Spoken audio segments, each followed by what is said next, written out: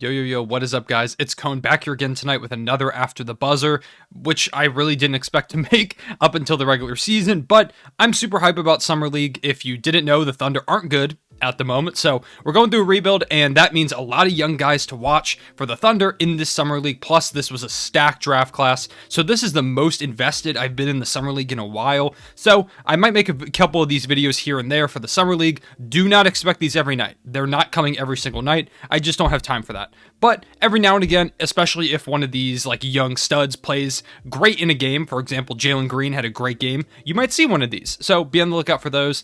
I'm not going to also talk about every single team just because I didn't see a lot in every game that I necessarily wanted to talk about. So think of these as just kind of smaller versions of the typical After the Buzzer videos that you'd see in the regular season. So starting off with the Oklahoma City Thunder, they played the Detroit Pistons today. Obviously, first overall pick Cade Cunningham featured in that game, and he didn't have a great game, which I don't think was a lot his fault. It's his first game in an NBA setting. Obviously, not the real NBA, but Summer League, this is the highest level he's ever played at. So playing up against NBA players, he just looked a little bit smaller, wasn't quite in his rhythm yet. He was getting to a lot of good spots, just not quite knocking down the shots that he typically knocks down. He's going to be perfectly fine. Weird thing that happened is everyone thought he was 6'8", and now he's 6'6", which is weird. Guess that means by the start of the season, he'll be 6'1", which is, a little bit of a wrinkle in the Pistons' plan, but I think Cade's going to be fine. People are clowning him on social media because people love to overreact. Speaking of that, if you want to see an overreactions video, let me know in the comment section below, because there's a lot of them for me to talk about. But the Pistons are going to be fine. Sekou Doumbouya is a guy I want to shout out. Great game. A guy who gets forgotten about a lot in the Pistons core, I guess you could say. He was really good. Really good defensively. Had some good moments. Shout out to Sekou. Cade's going to be fine. People are clowning him. It's his first game. Chill out. On the Thunder side of the ball, obviously, my favorite team, if you had no idea, by the Thunder poster, that's not the hand, Thunder poster, the Lightning Bolt, the Thunder jersey, and the Shai Gilgeous-Alexander YouTube profile picture, I'm a Thunder fan, and so I was really excited to watch Josh Giddey, Jeremiah Robinson-Earl, Aaron Wiggins, Tre Mann, our 4 rookies play. So we'll go down the list. First rookie, Josh Giddey. He got hurt 5 minutes in. Sprained his ankle. Hopefully he's okay. I wouldn't be surprised if we saw him again and would be shocked if we didn't see him again. It just didn't seem like that big of a sprain, like he tried to play through it, but I wouldn't be surprised if we held him out because we don't want our star rookie, our 6th overall pick, getting hurt in the Summer League and having it become a big thing. So I'm 50-50 about if he'll come back or not. I guess it's just up to him and the coaching staff. So I'll keep y'all updated on Twitter at 3_Cone on Twitter. If you don't follow me already, go check me out. But so not much we can talk about there with him. He did start the game off. The first play of the game, he got a dunk, and it was a good one. So shout out to Josh Giddey. Good 5 minutes from him, I guess. Next up, Tre Mann, our 18th overall pick. Not a great game from him either. He was just inefficient. He was really getting to his spots, which was what I was looking for. The shots just weren't falling, and as he continues to get those reps, they're going to fall more. He definitely needs to bulk up a little bit, I think, just because he was visibly a lot smaller than a lot of the guys out there on the court. He's going to be fine. Like I said, he was getting to his spots, and he had some ridiculous circus shots as well, that those, as long as those stay in his arsenal, even if his shot never becomes super consistent, he's going to be fine. He's still going to be a good piece on this team. So I liked a lot of what I saw from Tre Mann, but there is more to build on. Probably the stars of this game in terms of the rookie class were our 2 second-round picks. Jeremiah Robinson-Earl, 14-6, 2 steals, and a block in this game. He was great on defense. He was setting some great screens. He had some good cuts. He was great on the offensive and defensive glass. He was doing everything for this Thunder Summer League team. Part of the reason why so many Pistons struggled to score the ball near the rim was because he was there. I'm super hype about JRE. I think he's going to be a great role player for us, and I think he's quickly going to become a fan favorite, maybe even a little bit more if he wasn't jersey number 50. But, maybe he'll go down as the greatest 50 in the history of the Thunder. Might be the only one, but, we don't need to talk about that part. I'm excited for him. He, in my opinion, should start at center day one. Derek Favors is cool. Mike Muscala is cool. But he can be our future guy. I want to see him start at the center position. He's 6'9", but he plays a lot bigger than that. And Derek Favors and Mike Muscala aren't much bigger than him anyways. Start JRE. Drop a start JRE in the comment section below if you agree with me, and you should if you watch the game.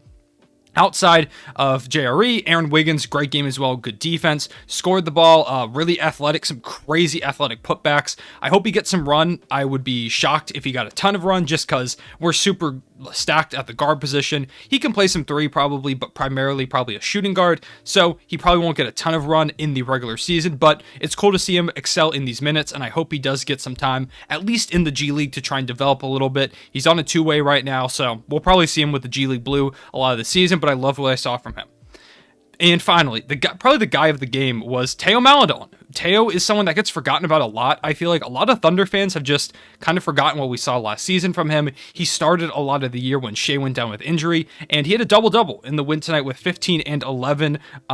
It was impressive. He was throwing some crazy passes. Theo could have easily had like 20 assists tonight if Thunder players were just hitting their shots, which playing with the actual roster will happen a lot more. Theo's just a stud, and his playmaking is clearly improved from just over the course of this one offseason, and he's strong as hell. Whatever workout plan he is on is what we need to get Poku on ASAP, because Theo looks like he could punch a hole through the middle of me. He looks strong as hell, great playmaking, super excited for what Theo does this season, and don't forget about him. Outside of those guys, let's talk about Jalen Green for a second. I've gone on record saying that Evan Mobley was my second favorite prospect in this class, maybe even my favorite. I loved his game, and I think he's going to be like an Anthony Davis type guy. He had a pretty good game. He was pretty solid. He was really good defensively. It was just his offensive consistency that wasn't really there yet. It's his first game. Same with Cade. It's no big deal. It doesn't really mean much, and I still think Mobley's going to be a stud.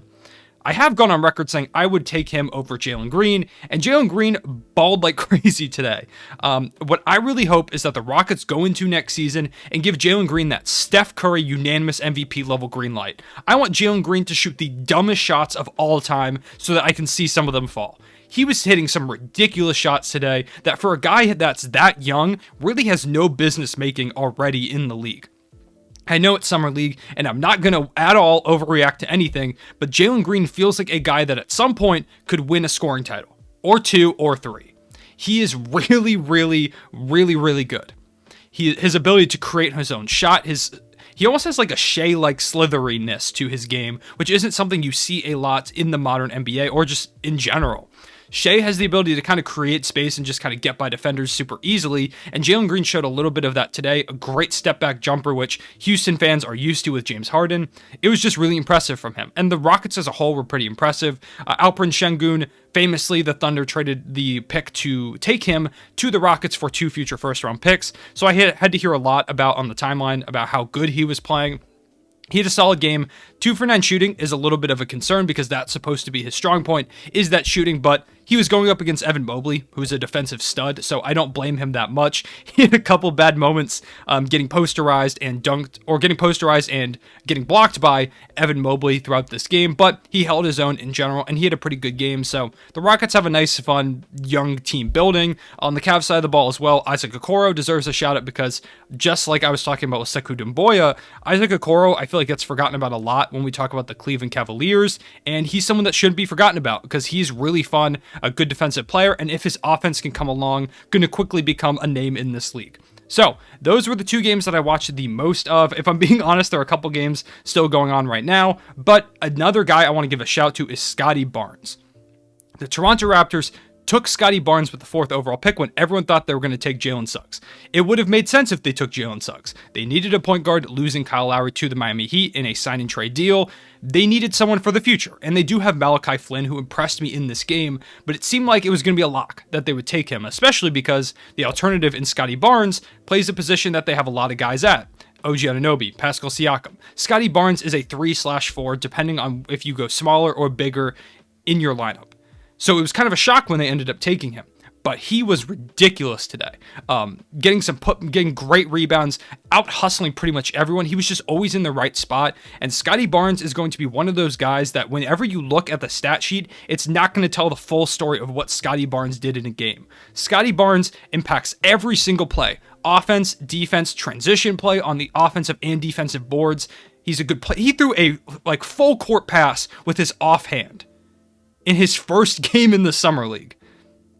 Scotty Barnes, the comparisons to Draymond Green are real, but at the same time, I feel like he has more offensive potential than Draymond Green. Not quite maybe the defensive potential of him, but he's going to be an elite two-way player very soon. And you throw in the playmaking aspect that he showed off multiple times in this game, Scotty Barnes is a stud. And I feel like every play that I watched him, whatever he did, it was just stunning. He's going to be a guy that a lot of people are going to love, and he's going to be a guy that is super underrated somewhere down the line because of how good he plays and how it won't always show up on the stat sheet. So shout out to Scotty Barnes. He was phenomenal today. Jalen Johnson is another guy who slipped pretty far in the draft, went to the Hawks. He was a stud today. Hopefully he's able to be a point forward for the Atlanta Hawks. Kai Jones dunked on someone. That was insane. James Bouknight, great game from him as well on the Charlotte Hornets. And finally, the Portland Trailblazers have the weirdest summer league team of all time because, if you didn't know, they're currently employing Michael Beasley, Emmanuel Mudiay, and Kenneth Faried on their summer league team. Michael Beasley, I'm pretty sure, is like 37. So if the Blazers don't win it all, it'll be a disappointment for them. That's my thoughts on the first day of the Summer League. Like I said, if I didn't talk about a player, I'm sorry. I only had a limited amount of time. I wanted to keep this to like 10, 11-ish minutes, which I now see I'm coming up on. So I'll wrap this one up. What was your favorite performance from the Summer League today? How'd you feel about your team? If your team hasn't played yet, are you excited?